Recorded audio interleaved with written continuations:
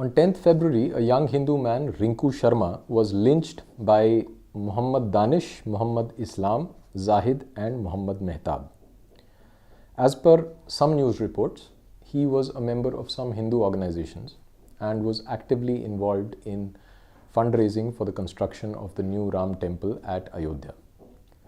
Some reports also say that he was a member of the BJP's youth wing. The police have attributed the murder to a brawl the victim had had with the accused. What the nature of the fight was has not been disclosed yet, and so we don't really know what they fought about. Predictably, social media caught fire and justice for Rinku Sharma started trending on Twitter. The outrage cycle has begun, and before we know it, it will also end. Outrage is, of course, a very spontaneous venting of emotions and works as a way of raising awareness. Awareness is necessary for outrage to fuel some kind of action. For example, a similar incident some years back involved the death of one person called Junaid in a train brawl, which resulted in outrage on social media, and it was followed by a massive show of strength by people who came onto the streets holding placards of "Not in my name." They had successfully painted a random fight over a train seat into a narrative of minorities under threat in Lynchistan. Finally, the Prime Minister of the country had to speak out against the so-called cow vigilantism and the growing atmosphere of intolerance in the country.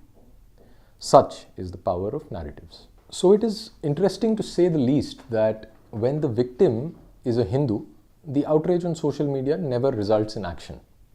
We are still waiting for the Prime Minister to acknowledge the murder of Prashant Pujari, Paresh Mehta, or Kamlesh Tiwari. Even the haunting images of sadhus being handed over to a bloodthirsty mob in Palghar evoke no condemnation or even acknowledgement from the leaders of the country. Why?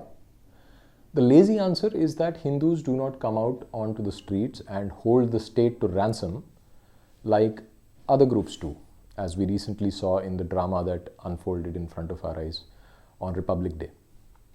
I call this explanation lazy because it states the superficially obvious and explains away inaction by blaming inaction.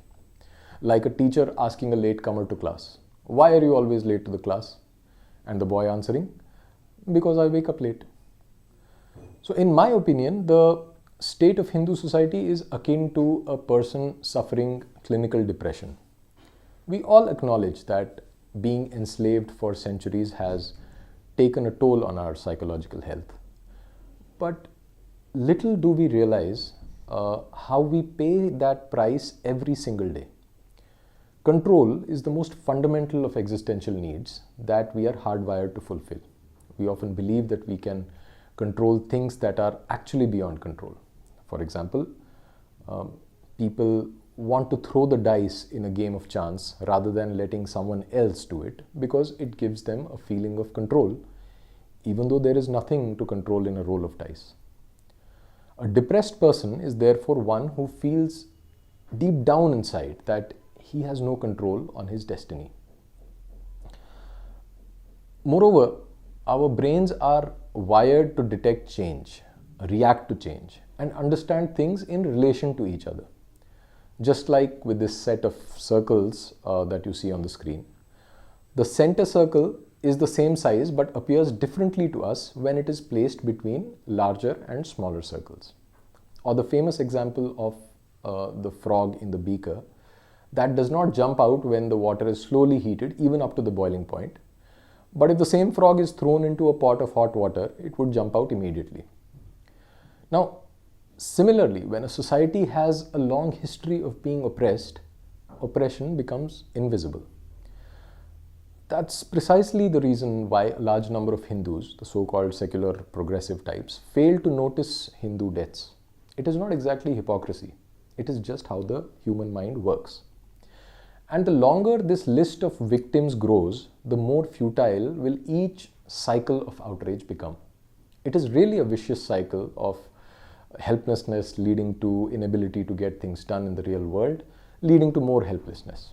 In 1907, Sri Aurobindo stated, and I quote, The Japanese have an excellent habit of keeping anger out of their speech and reserving all their strengths for acts.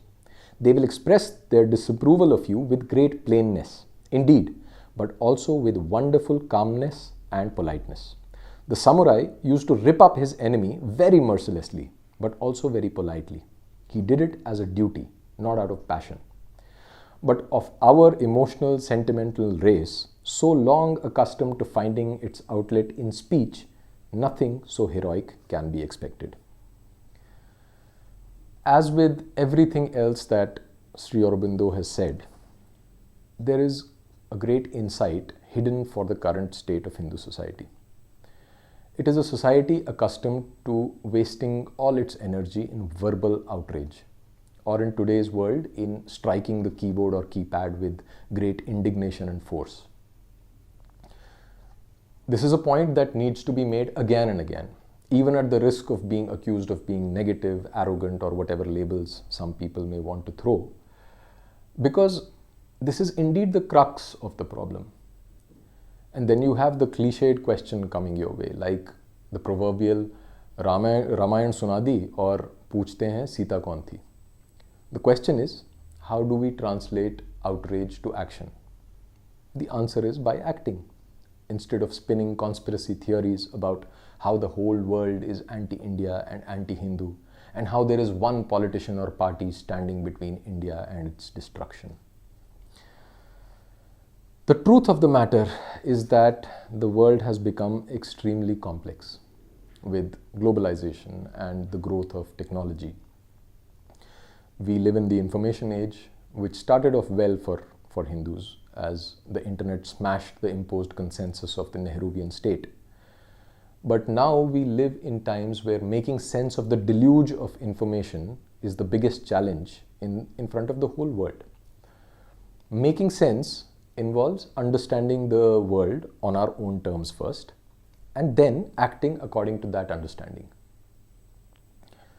In the absence of any exposure to traditional education, the only sense-making tool available to a vast majority of Hindus is the illusion of electoral politics. Why do I call electoral politics an illusion? Because it is not a tool for sense-making or explaining what is happening around you. It is actually a tool for action that can be effective only if you first have a clear idea of what you really want to achieve. Like how the death of one black man last year changed the course of America's elections and perhaps the course of the country's history. But in the case of Hindu society, it is just the opposite. Politics is used to explain the world, not to change it. So, in this era of short attention spans, if you have reached this far into the video, the question of what is that one thing that should be done to break the cycle of outrage and inaction, I think the answer would be stop discussing politics and get involved directly with whatever you think is important. Dharma is decentralized. Its protection cannot be outsourced to a single centralized agency.